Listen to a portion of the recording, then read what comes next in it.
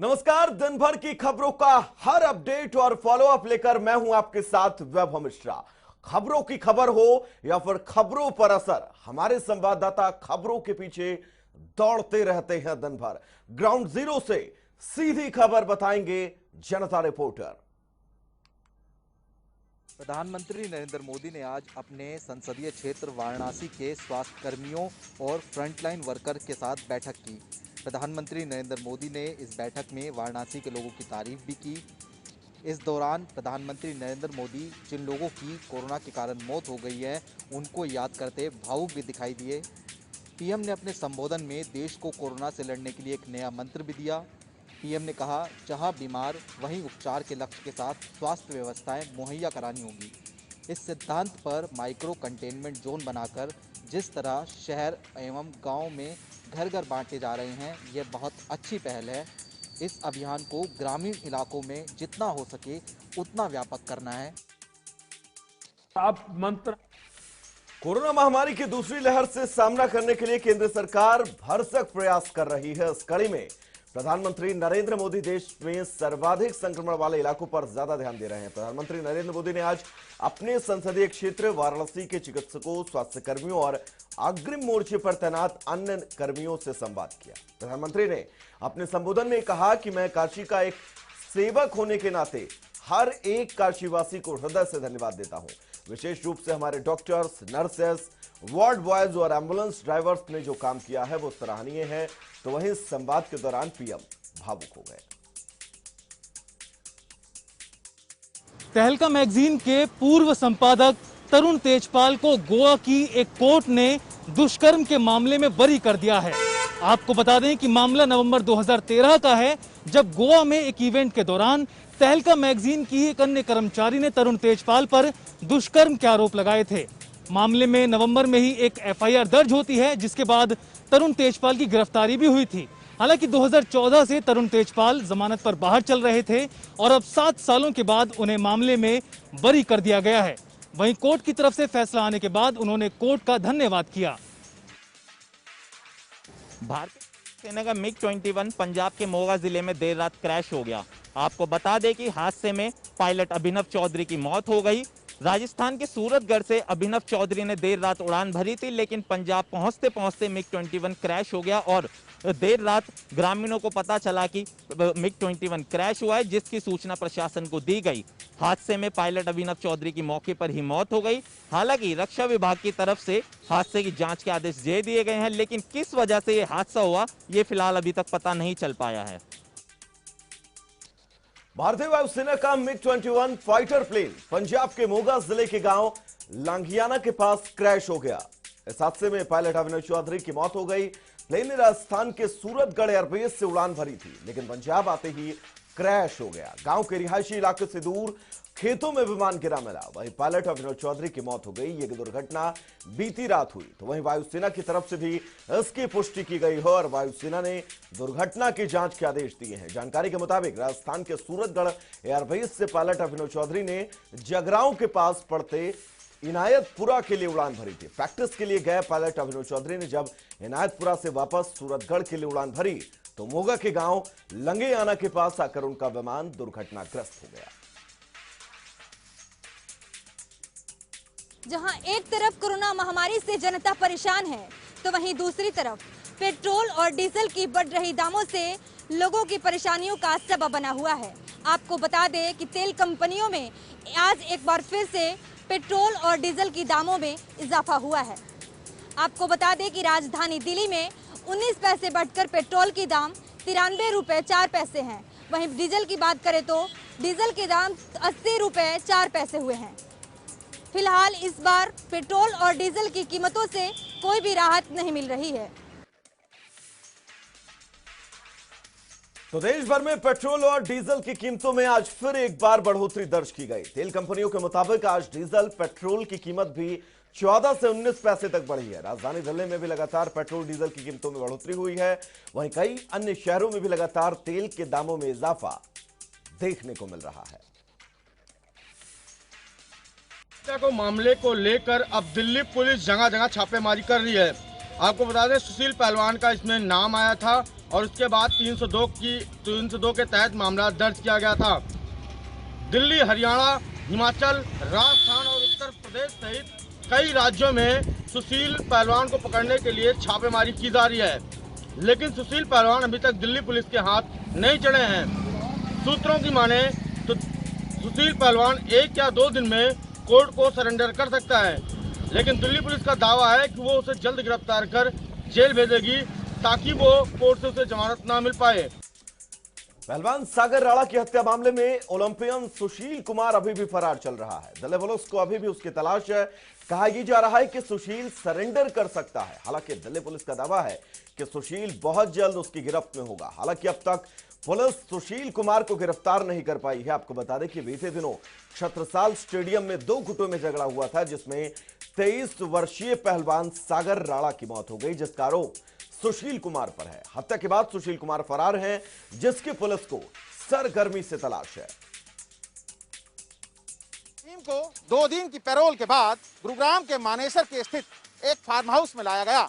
बताया जा रहा है कि राम रहीम, जो कि सजा याफ्ता कैदी है, उसे 2 दिन की पैरोल प्रदेश सरकार के द्वारा दी गई थी, जिसके बाद वो अपनी मां की सेवा के लिए, क्योंकि उसकी मां मेदांता में अपना इलाज करा रही थी, उसी की सेवा के लिए 2 दिन की छुट्टी पर आया है। हालांकि ज्यादा इस बारे में जानकारी नहीं मिल पाई है कि उस फार्म हाउस के अंदर कौन कौन लोग मौजूद हैं, लेकिन सूत्रों की माने तो राम रहीम के साथ उनकी मां और भी कुछ अन्य लोग इस फार्म हाउस में मौजूद हो सकते हैं। डेरा सच्चा चीफ गुरमीत राम रहीम को अपनी बीमार मां से मिलने के लिए कोर्ट ने पैरोल पर शुक्रवार को जाने की इजाजत दी। राम रहीम 2 महिला अनुयायियों के साथ रेप के जुर्म में साल 2017 से ही 20 साल की जेल की सजा काट रहा है। इससे पहले हरियाणा के रोहतक स्थित सुनारिया जेल में बंद डेरा सच्चा सौदा प्रमुख गुरमीत राम रहीम ने अपनी बीमार मां से मिलने के लिए आपात पैरोल मांगी थी। राम रहीम ने अपनी मां की बीमारी के संबंध में जेल अधिकारियों के सामने कुछ दस्तावेज भी पेश किए थे। इससे पहले जेल अधिकारियों ने कहा था कि डेरा प्रमुख ने अपनी बीमार मां नसीब कौर से मिलने के लिए 21 दिन की पैरोल मांगी थी। कोरोना के जो आंकड़े हैं वो लगातार कम हो रहे हैं, लेकिन इसी बीच एक बड़ी खबर और आपको जो अहम जानकारी आपको बताने जा रहे हैं। हिमाचल में अब ब्लैक फंगस की एंट्री हो चुकी है। प्रदेश में हमीरपुर जिले में ब्लैक फंगस का पहला मामला सामने आया। महिला जो कोविड पॉजिटिव थी, उन्हें ब्लैक फंगस हुआ। और आपको बता दें कि अब महिला को आईजीएमसी शिमला में रेफर किया जा चुका है, जहां पर बताया जा रहा है कि महिला की हालत स्थिर है और महिला को नाक में ब्लैक फंगस है। इसी के साथ साथ प्रदेश सरकार, जिला प्रशासनों की चिंता लगातार अब बढ़ती जा रही है, क्योंकि प्रदेश में ब्लैक फंगस की अब एंट्री हो चुकी है। हिमाचल प्रदेश में ब्लैक फंगस का पहला मामला सामने आया है। दरअसल हमीरपुर जिले के खागर की महिला मरीज को नेरचौक मेडिकल कॉलेज से आईजीएमसी शिमला रेफर किया गया। महिला के नाक के पास ब्लैक फंगस है। आईजीएमसी के एमएस डॉक्टर जनक राज ने इसकी पुष्टि की। आपको बता दें कि कोविड पॉजिटिव महिला मरीज को अस्पताल के आइसोलेशन वार्ड में सभी मरीजों से अलग रखा गया है। शुगर और बीपी की मरीज महिला दरअसल 4 मई को कोरोना पॉजिटिव पाई गई थी। 8 मई को सांस की तकलीफ के चलते उसे हमीरपुर से नेरचौक रेफर किया गया। बताया जा रहा है कि महिला की हालत स्थिर है। कोरोना काल के दौरान हरियाणा में प्रदेश सरकार द्वारा हरियाणा में अध्यापकों की ड्यूटियां लगाई हैं। वहीं हरियाणा विद्यालय अध्यापक संघ के प्रदेश अध्यक्ष सीएन भारती ने मांग की है कि जिन अध्यापकों की कोरोना काल में ड्यूटियां लगाई गई हैं, सबसे पहले उनका कोरोना चेकअप हो और उन्हें सैनिटाइजर, मास्क व अन्य सुविधाएं उपलब्ध करवाई जाएं। इसके साथ उन्होंने कहा है कि जो अध्यापक कई बीमारियों से पीड़ित हैं, उन्हें उनकी ड्यूटियां न लगाई जाएं। अगर इस दौरान ड्यूटी के दौरान कोई अध्यापक अकाल मृत्यु को प्राप्त होता है तो उसके परिवार को सरकारी नौकरी व 1 करोड़ का मुआवजा भी दिया जाए। इसको लेकर प्रदेश अध्यक्ष ने मुख्यमंत्री, शिक्षा मंत्री व अन्य उच्च अधिकारियों को मांग पत्र लिखा है। तो कोरोना महामारी की दूसरी लहर में हरियाणा सरकार की ओर से अध्यापकों की ड्यूटी लगाए जाने पर हरियाणा विद्यालय अध्यापक संघ के प्रदेश अध्यक्ष सीएन भारती ने मुख्यमंत्री मनोहर लाल और शिक्षा मंत्री कंवरपाल गुर्जर को लेटर लिखकर कहा कि ड्यूटी दे रहे इन अध्यापकों को प्रदेश सरकार कोरोना योद्धा का दर्जा दे। इसके अलावा ड्यूटी से पहले सभी अध्यापकों को वैक्सीन लगे। अगर ड्यूटी के दौरान कोरोना पॉजिटिव हो जाते हैं तो उनका अच्छे हॉस्पिटल में सरकार की तरफ से इलाज करवाया जाए। अगर ड्यूटी के दौरान अध्यापक की अकाल मृत्यु होती है तो परिवार के एक सदस्य को तुरंत सरकारी नौकरी और 1 करोड़ रुपए का मुआवजा भी दिया जाए। आपको बता दें कि हरियाणा सरकार की ओर से प्रदेश के अध्यापकों की आइसोलेशन सेंटर्स और वैक्सीनेशन सेंटर्स पर ड्यूटी लगाई गई है।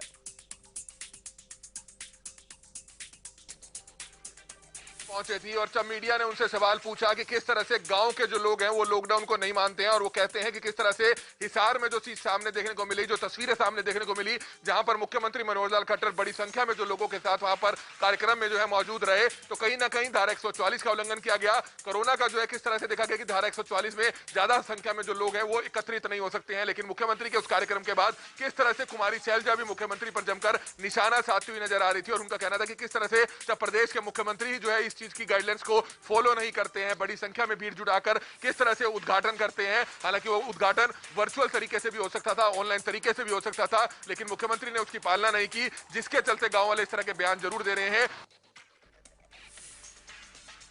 कांग्रेस के प्रदेश अध्यक्ष कुमारी शैलजा ने पूर्व प्रधानमंत्री स्वर्गीय राजीव गांधी की 30वीं पुण्यतिथि पर उनकी प्रतिमा के आगे पुष्प अर्पित किए, जिसके बाद उन्होंने लोगों में राशन वितरित किया। तो वहीं कोरोना को लेकर सरकार पर हमला बोलते हुए कहा कि सरकार बिल्कुल भी तैयार नहीं थी और उनकी तैयारियां पर्याप्त नहीं है। कुमारी शैलजा ने गांव में लोगों को तरफ से लॉकडाउन के विरोध पर कहा कि गांव के लोगों को बुरा लगता है क्योंकि सीएम मनोहर लाल ने खुद प्रोटोकॉल तोड़ा। कोरोना के समय में ऐसी स्थिति बननी चाहिए। वहीं दिल्ली की सीमाओं पर चल रहे आंदोलन के सवाल पर शैलजा ने कहा कि सरकार को खुद पहल करनी चाहिए।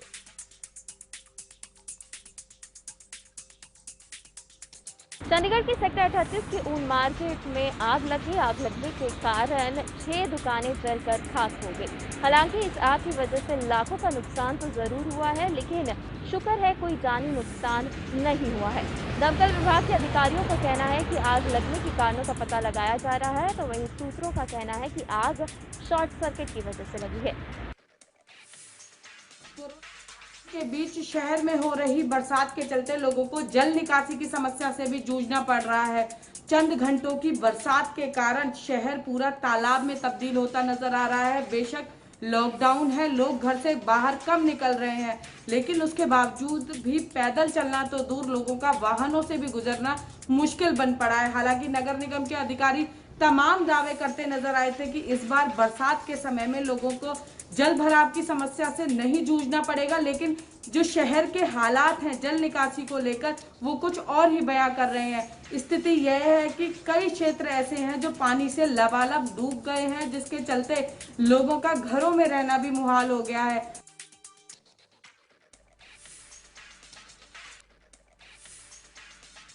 उड़ाई जा रही हैं। आम जन बेफिक्र होकर आम दिन की तरह ही बाजार में घूम रहे हैं, लेकिन संबंधित विभाग या पुलिस प्रशासन उन पर अंकुश लगाने में नाकामयाब नजर आ रहा है। ऐसा लगता नहीं है कि नांगल चौधरी के अंदर कहीं लॉकडाउन है। फिलहाल जो भी हो, देखना यही होगा कि ये महामारी को फैलाने वाले लोग यूं ही घूमते रहेंगे या फिर पुलिस प्रशासन या संबंधित विभाग इन पर कोई कानूनी कार्रवाई करता है। समालखा में हुई बरसात से समालखा की कई सड़कों पर पानी भर गया है। सबसे बुरा हाल समालखा के जीटी रोड और फ्लाईओवर के नीचे हुआ है। फ्लाईओवर के नीचे पानी भरने से सड़कें तालाब में बदल चुकी है, जिससे राहगीरों को भी आने जाने में काफ़ी परेशानी हो रही है। निकासी न होने के कारण ये परेशानी शहरवासियों के सामने आ रही है। हालांकि शहरवासी कई बार समस्या को लेकर स्थानीय प्रशासन से अवगत करा चुके हैं, लेकिन समस्या आज भी ज्यों की त्यों बनी हुई है। समालखा में बीती रात हुआ बारिश के चलते लोगों को परेशानी का सामना करना पड़ रहा है। आपको बता दें कि समालखा की सड़कों पर लबालब पानी भरा है, तो वहीं पुराने बस अड्डे पर फ्लाईओवर के नीचे पानी भरने से लोग लगातार परेशान हो रहे हैं और लोगों को दिक्कतों का सामना करना पड़ रहा है। कुछ तस्वीरें तो ऐसी भी सामने आई जिसमें लोग दीवारों पर चढ़कर सड़क पार करते नजर आए। आपको बता दें कि समालखा वासियों ने कई बार जलभराव को लेकर शासन, प्रशासन, नगर निगम को शिकायत भी की है, लेकिन उनकी शिकायत पर अभी तक किसी ने ध्यान नहीं दिया है। साइबर सिटी गुरुग्राम भले ही विश्व के मानचित्र पर अपनी पहचान बना चुका है, लेकिन उसके बावजूद भी यहाँ पर मेडिकल सुविधाओं का टोटा है। आपको बता दें गुरुग्राम के सेक्टर 67 में बादशाहपुर की 8 एकड़ जमीन को 2013 में हरियाणा शहरी विकास प्राधिकरण द्वारा अधिग्रहण किया गया था और वहां पर 100 बेड का सुपर स्पेशलिस्ट अस्पताल बनाना था। लेकिन 5 साल बीतने के बाद भी यहां पर एक ईंट तक नहीं लगाई गई। हालांकि मुख्यमंत्री मनोहर लाल खट्टर ने यहां पर अस्पताल बनाने को लेकर घोषणा की थी, लेकिन आज भी लोग मेडिकल सुविधा के अभाव में इधर उधर भटकना पड़ रहा है। गुरुग्राम के सेक्टर 67 जहां पर बादशाहपुर की 8 एकड़ जमीन में 100 बेड का सुपर स्पेशलिटी अस्पताल का निर्माण किया जाना था, जिसको लेकर हरियाणा शहरी विकास प्राधिकरण द्वारा जमीन को 2013 में अधिग्रहित किया गया था। इसके बाद मुख्यमंत्री ने 2016 में प्रस्तावित जमीन पर अस्पताल बनाने की घोषणा भी की थी और बादशाहपुर विधायक भी 100 बेड के अस्पताल की नींव रखने पहुंचे थे और उसको जल्द बनने की बात जनता से कही थी और यह वादा जनता को किया था कि उन्हें जल्द 100 बेड का अस्पताल मुहैया करवाया जाएगा। लेकिन आज 5 साल बीतने के बावजूद भी जमीन बिल्कुल सपाट पड़ी है और यहां पर अभी तक ईंट तक नहीं लगाई गई है। ऐसे में बादशाहपुर के आसपास की आबादी लाखों की तादाद में, जिनको अपने इलाज के लिए सोना या फिर गुरुग्राम के सेक्टर 10 अस्पताल की तरफ रुख करना पड़ता है, जो कि 12 से 15 किलोमीटर दूर है। ऐसे में लोगों को लगातार परेशानियों का सामना करना पड़ता है। इस वक्त हम जुलाना के पुराने बस स्टैंड के ऊपर खड़े हैं। मैं आपको दिखाऊंगा जो फूलों का कारोबार, जो खेती का कारोबार या फिर फुल डेकोरेशन का जो काम करते हैं, उन लोग यहाँ पर हैं। उन लोगों का कहना है कि अब की बार लॉकडाउन के चलते जो शादी का सीजन जो चल रहा है उसमें इनको बहुत ज़्यादा नुकसान झेलना पड़ रहा है, क्योंकि जो बारातें अब निकल रही है, जो शादियाँ जो जा रही हैं वो इक्का दुक्का गाड़ी में ही जा रही हैं। ऐसे चलते ना तो कोई गाड़ियों को सजा रहा है और ना ही को अलग तरह की कोई डेकोरेशन जो है फूलों से करवा रहा है। इसके चलते जुलाना में जो फूलों का काम जो करते हैं, जो फूलों की खेती करते हैं, जो कारों को सजाने का काम करते हैं, अब उन पर एक लॉकडाउन की मार उन्हें झेलनी पड़ रही है। इनका लोगों को जो है सरकार से एक छोटी सी मांग है कि ये इनका जो काम है वो बिल्कुल चौपट हो चुका है और अब ये लोग सरकार से मुआवजे की मांग कर रहे हैं। हरियाणा के जुलाना में लॉकडाउन के कारण फूलों के कारोबारियों को नुकसान लगातार हो रहा है, तो वहीं कई कारोबारियों को दुकान बंद होने की वजह से काफी परेशानियां हो रही हैं। दुकानदारों का यह कहना है कि लॉकडाउन के चलते शादी समारोह पर काफी समय से पाबंदी है, लगभग न ही किसी निजी कार्यक्रम का भी आयोजन हो रहा है और जिस वजह से उन्हें काफी नुकसान हो रहा है और अब घर खर्च चलाने में भी उन्हें परेशानियों का सामना करना पड़ रहा है। 6 लाख की स्मैक के साथ एक युवक गिरफ्तार। एंटी नारकोटिक सेल की टीम ने 150 ग्राम स्मैक के साथ एक युवक को गिरफ्तार किया है। टीम ने गुप्त सूचना के आधार पर छापेमारी करते हुए पश्चिमी यमुना नहर के पास से एक युवक को गिरफ्तार किया, जिसकी पहचान जावेद के रूप में हुई और जावेद पानीपत का रहने वाला है। यमुनानगर में रहकर ये उत्तर प्रदेश से स्मैक लाता था और यमुनानगर में युवाओं को सप्लाई करता था। वहीं अब एंटी नारकोटिक सेल की टीम इसे कोर्ट में पेश कर पुलिस रिमांड पर लेगी। वहीं टीम को उम्मीद है कि इससे बड़े खुलासे होंगे।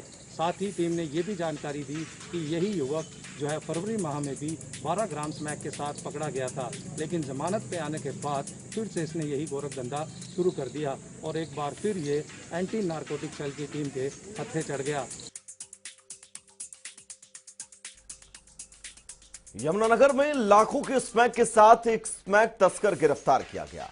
एंटी नारकोटिक्स सेल की टीम ने 150 ग्राम स्मैक के साथ जावेद नाम के युवक को पश्चिमी यमुना नहर के पास से गिरफ्तार किया। पकड़ा गया तस्कर पानीपत का रहने वाला है, जो यमुनानगर में अपने रिश्तेदार के घर रहता था। जावेद उत्तर प्रदेश से स्मैक लाकर जिले में युवाओं को बेचता था। इससे पहले भी इसी साल फरवरी महीने में जावेद को एंटी नारकोटिक्स सेल की टीम ने 12 ग्राम स्मैक के साथ गिरफ्तार किया था। वहीं टीम अब पकड़े गए युवक को कोर्ट में पेश कर पुलिस रिमांड पर लेगी, ताकि इस पूरे नेटवर्क का खुलासा कर सके।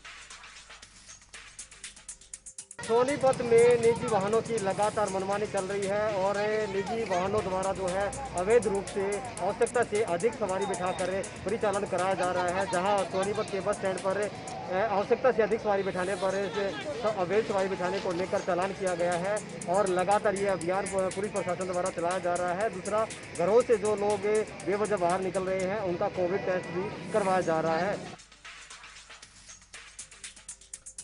प्रदेश में कोरोना काल में भी निजी वाहन चालक मनमानी करने से बाज नहीं आ रहे हैं। ये निजी चालक वाहनों में सवारियों को ठूस ठूस कर भरते हैं। यहां सोशल डिस्टेंसिंग के नाम की कोई चीज आपको नजर नहीं आएगी, जिससे संक्रमण फैलने का खतरा बढ़ रहा है। न तो उस पर सोनीपत पुलिस कोई ध्यान देती है और न ही स्थानीय प्रशासन, जो कि एक गंभीर चिंता का विषय है। वैसे भी प्रदेश में कोरोना की वजह से काफी पाबंदियां लगी हैं, मगर वाहन चालकों को इससे कोई फर्क नहीं पड़ता। वो अपने साथ साथ दूसरों के लिए भी खतरा पैदा करते हैं।